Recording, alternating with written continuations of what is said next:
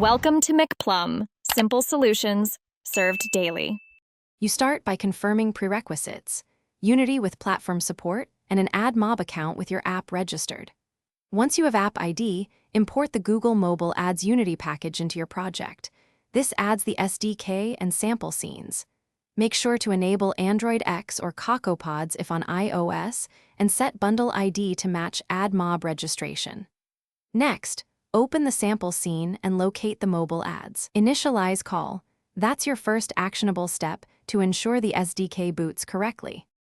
Once the SDK initializes, wire up ad units in code. Instantiate a banner view for banners and an interstitial ad object for full-screen ads. Load them with ad request containing test device ID. For rewarded ads, register on user earned reward to grant in-game currency.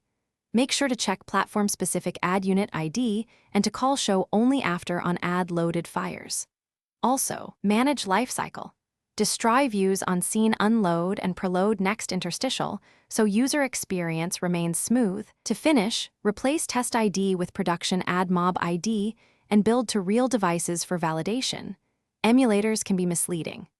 Monitor Logcat or Xcode console for SDK messages and latency metrics, and verify consent flows or ad content settings if required. If ads fail to load, first confirm internet permission and Google Play services are updated on Android. On iOS, run pod install and ensure app transport security allows ad domains. If problems persist, re-import the plugin and reinitialize to clear stale states.